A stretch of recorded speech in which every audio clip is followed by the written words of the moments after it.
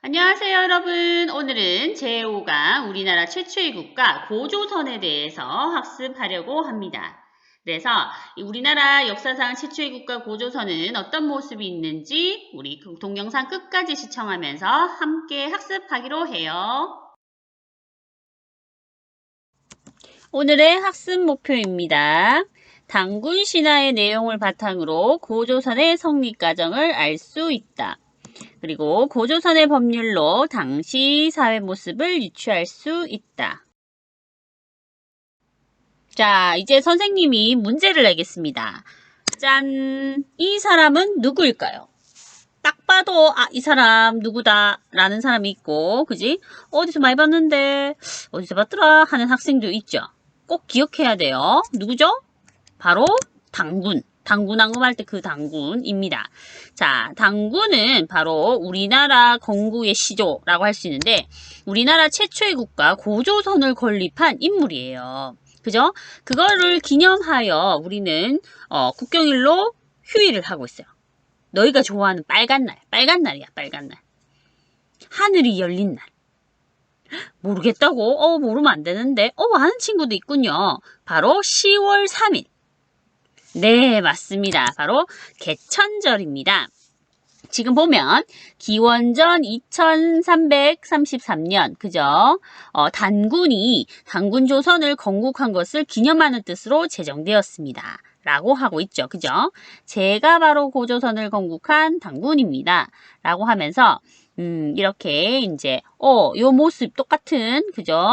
할아버지가 있는데 이거는 진짜 당군이 이렇게 생겼다라고 이런 말할 수 없고 나중에 이제 후대의 사람들이 추정하여 이렇게 생기지 않았을까라고 이렇게 제정한 것을 이제 우리는 사용하고 있죠. 자, 그리고 삼국유사에 보면 우리가 그 당군 신화를 압니다. 환인의 아들 환웅과 그리고 곰이 사람이 되길 원하여 그지 웅녀가 결혼을 해서 애를 낳았는데 그 아기가 나중에 바로 당군왕검이 되더라. 근데 이 신화에 숨겨진 정말 많은 그러한 고조선 사회의 모습이 있어요. 그거를 이제 오늘 알아볼 거예요. 우리 함께 알아볼까요? 그리고 또 그거 알아보기 전에 단기 들어봤죠? 단기. 그죠? 단기가 뭐지? 라고 하는 친구인데, 자, 기원전 2333년경에 이제, 이 고조선이 건국됐다라고 하고 있는데, 거기로부터 이제 연수를 세기 시작해요. 그래서 지금 뭐를 더하면 될까? 맞아. 2020년을 이렇게 더하면 되는 거지. 그죠? 그러면 지금 단기로 따지면 얼마야? 그죠? 2020년 더해봐. 그죠? 4353년 이래 되는 거예요. 그죠? 그래서 단기 몇 년 할 때는 당군 조선이 건국한 이래로 연수를 세 가지고 그렇구나. 우리는 이제 단기로 안 쓰죠. 그죠? 기원 후 바로 서기로 쓰죠. 하여튼 참고로 알아두시면 됩니다. 자, 그러면 당군 내용이 수록된 문헌을 볼까요? 자, 여기 다들 읽어봤죠? 삼국유사, 그죠? 그러니까 최초로 당군이 수록된 그런 문헌이고 그 이외에 그죠? 제왕운기, 세종실록, 지리지, 응제시주, 동국여지 승남 여러 책에서 그죠? 당군 내용이 수록되어 있는 것을 볼 수가 있습니다. 자, 그런데 당군 이야기가 역사적 사실이 맞을까? 라는 그러한 의문점이 들 수도 있어요. 그거 신화 아니야? 라고 이렇게 생각할 수 있고, 그죠? 그리고 당군 신화가 수록된 삼국유사가 고려 충렬왕 때 기록된 것인데, 이거 지어낸 거 아니냐? 라고 또 이렇게 의구심이 들 수도 있어요. 그런데 놀랍게도 이러한 주장은 과거 일제강점기 때 일본 학자들이 주장한 것이에요. 놀랍죠? 그들은 왜 이런 주장을 했을까요? 바로 우리 민족의 정신을 말살시키기 위해서이기도 하고 우리 민족의 자존심을 짓밟기 위해서이기도 하겠죠. 자, 이들은 어떻게 얘기를 했냐면 이 몽골의 침입을 받은 고려에서 민족적 자존심을 세우기 위해 가지고 그지 만들어낸 이야기가 바로 이 당군신화다. 이련 스님이 만들어낸 거다. 이렇게 얘기를 했어요. 근데 우리는 그거에 대해서 아니다. 라고 분명히 얘기를 할 수 있어야 합니다.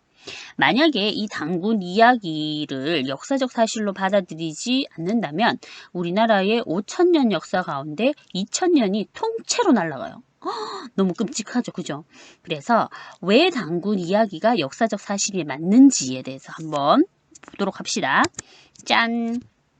이거는 중국의 산둥반도에 있는 무시사당 화상석에 나타난 단군 신화의 곰과 호랑이 부분이에요. 여기 보면 있죠. 자, 이 이제 무시사당은 언제 만들어졌냐면 기원전 5세기에서 6세기 경에 만들어졌다고 해요. 그럼 옛날부터 곰과 호랑이 뭐 이런 이제 건국 이야기는 알고 있었다라는 그런 결론이 되겠죠. 그리고 밑에 보면 씨름총 나오죠. 씨름총. 고구려의 씨름총이에요. 거기에 이제 벽화가 있는데 그 벽화에 아저씨 둘이가 이제 씨름을 하고 있지만 그 옆에 곰과 호랑이가 이제 쑥과 마늘을 뜯어먹는 그러한 이제 그림이 있어요. 그래서 결론이 뭡니까? 사람들이 이미 이 단군 이야기를 알고 있었다라는 거지. 그죠? 구전, 입에서 입으로 전해져 내려온 우리의 역사 이야기를 그냥 이련 스님은 그때 정리를 한 거다. 그렇기 때문에 단군 이야기를 우리 역사적 사실로 봐야 한다. 이렇게 우리는 생각할 수 있다는 거죠. 자, 그러면 우리 역사상 최초의 국가 고조선은 어떠한 모습을 가졌고 어떻게 탄생을 하였는지 한번 단군 신화를 통해서 알아보도록 합시다. 옛날 환인의 아들 환웅이 자주 하늘 아래에 뜻을 두었대요. 하늘이 중요해요. 왜냐하면 지금 한인과 한웅은 어디에 삽니까? 하늘에 살고 있죠. 그렇기 때문에 하늘 아래에 뜻을 두었대. 그죠? 인간 세상을 탐하여 구하였는데 이걸 가지고 어떤 학자들은 이제 시베리아 저 위 북쪽에서 이제 하늘 부족이 내려왔다 이렇게 이제 해석하는 사람들도 있고 아니다 이것은 하늘이 택한 백성이다 하늘이 택한 민족이다 선민사상 이렇게 해석하는 뭐 학자들도 있어요. 자, 그 아버지가 아들의 뜻을 알고 아래로 사미태백산을 내려보니 자 니은 났습니다.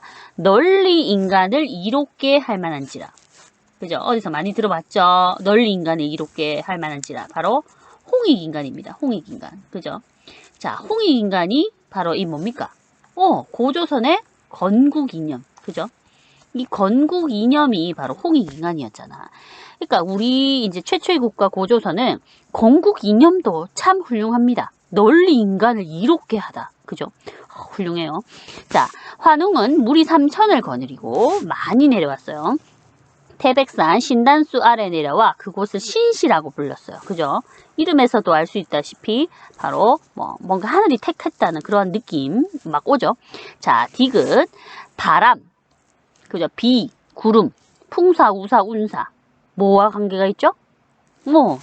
바로 이들은 날씨죠. 날씨와 관련이 있는데 이 날씨와 관련이 있는 거 바로 여기 곡식 나오죠. 농사입니다. 농사.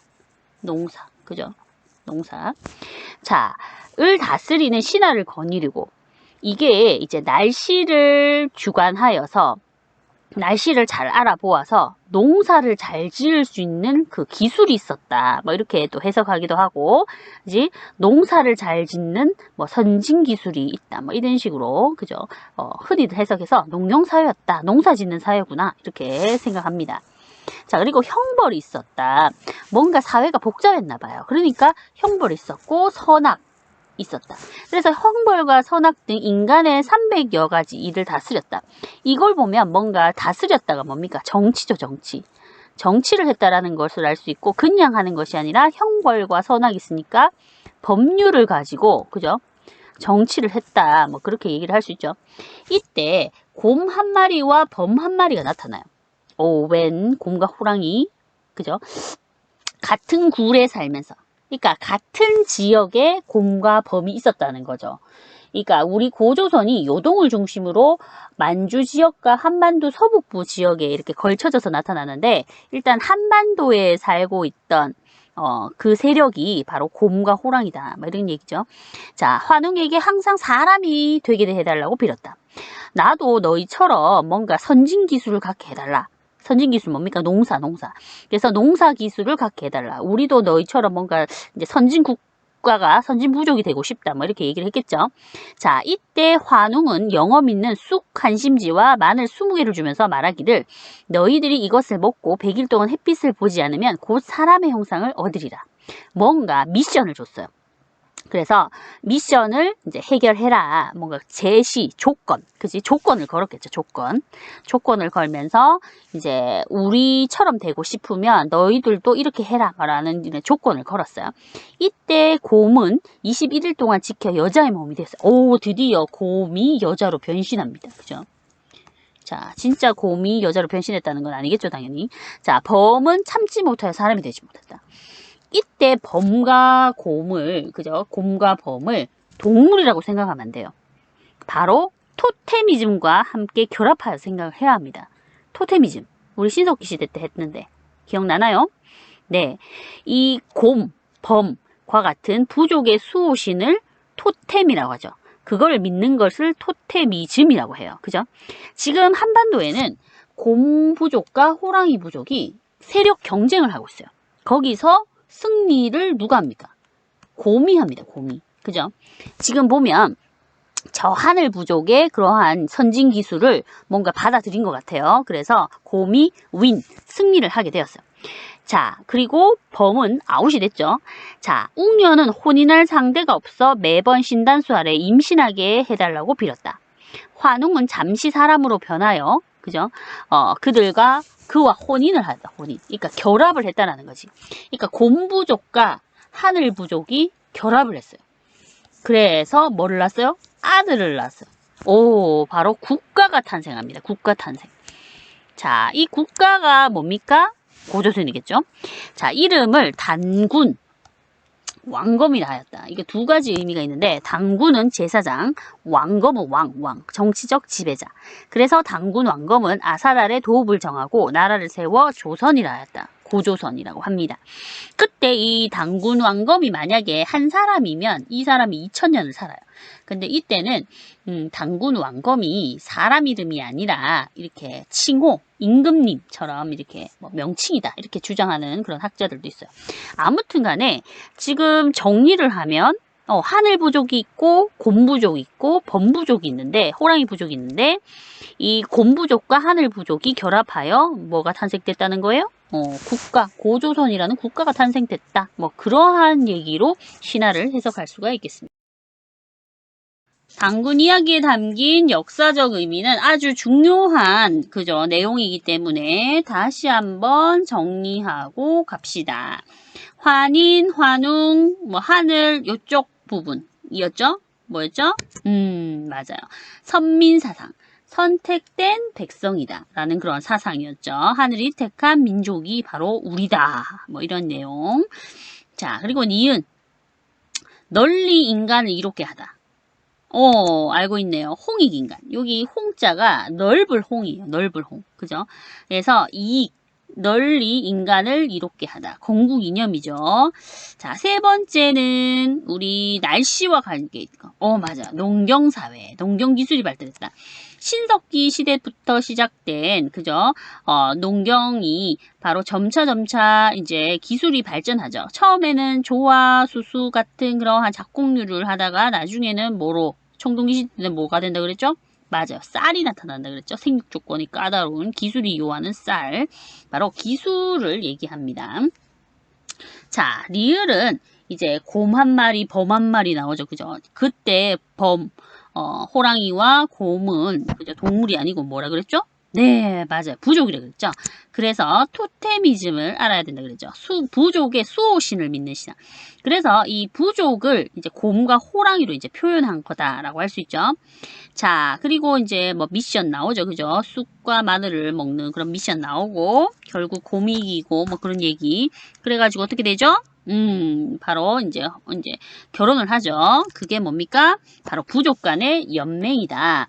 곰 부족과 하늘 부족의 결합이다. 그래서 국가가 탄생되었는데 바로 이때 이제 국가가 뭡니까? 바로 고조선이죠. 고조선.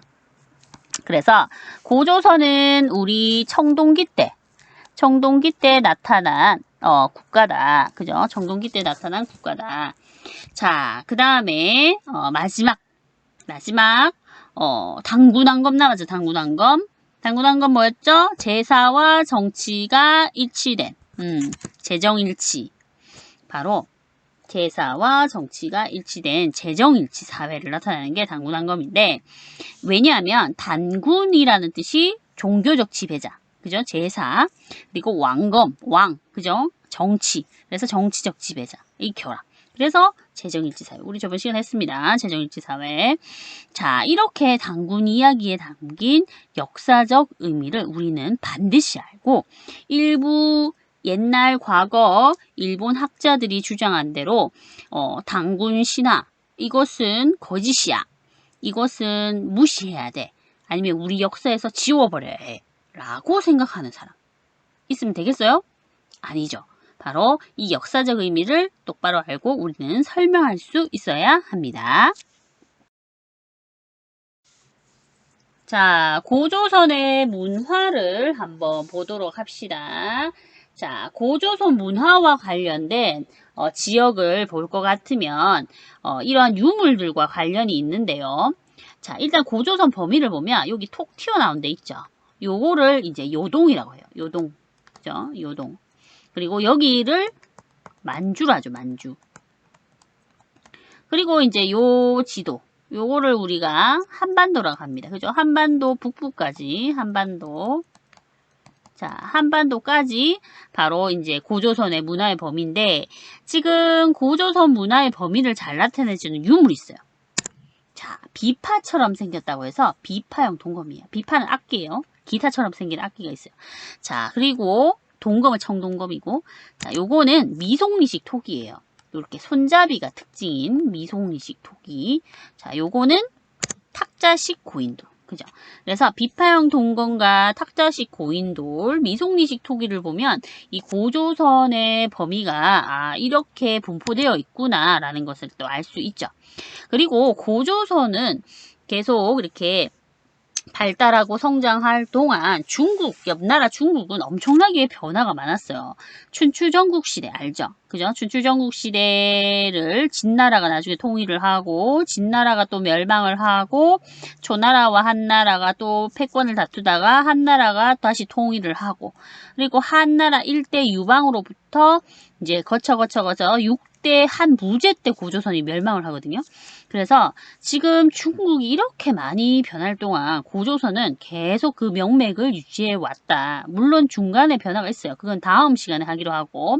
그래서 나중에 이 고조선은 청동기에서 철기로 또 바뀌기도 하는데, 처음에는 청동기에서 시작을 했다가, 그죠?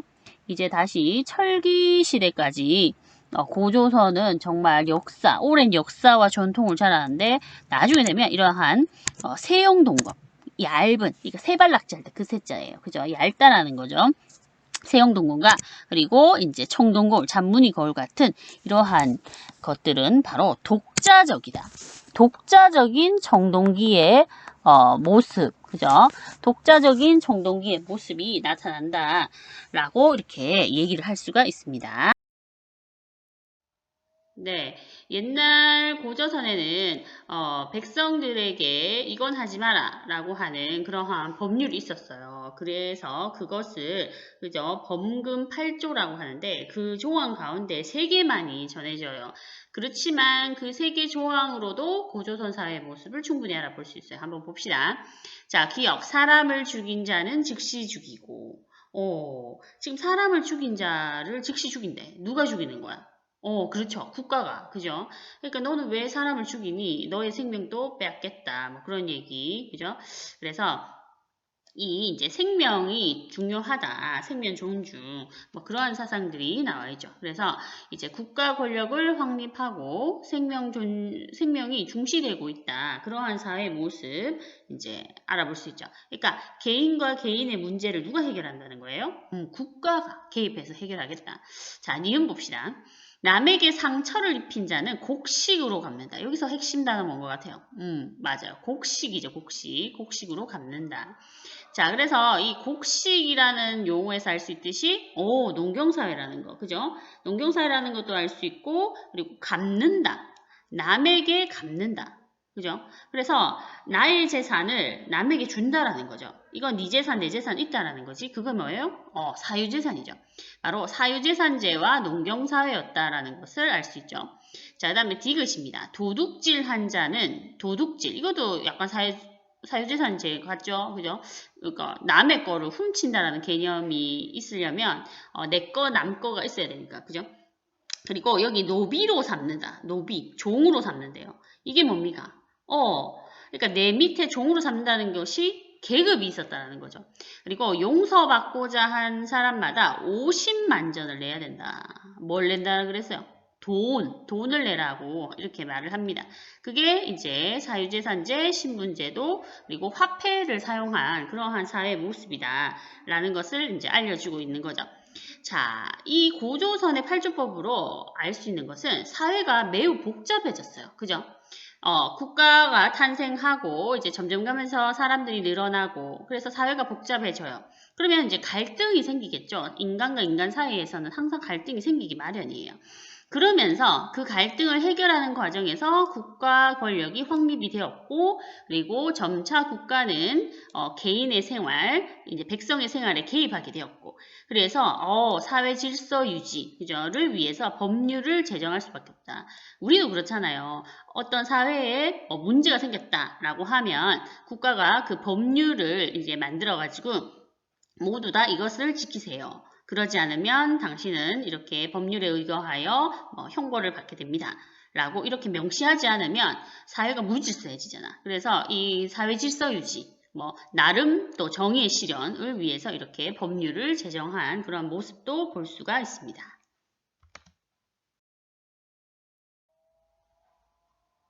이 학습도에 제출한 과제 수정 보완 안내입니다. 단군 이야기에 담긴 역사적 의미를 정리하세요.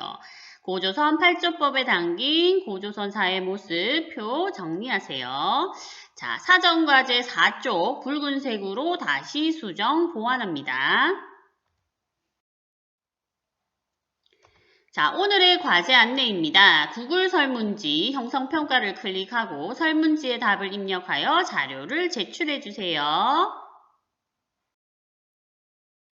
동영상 끝까지 시청해 주셔서 감사드리고 모두 수고하셨습니다.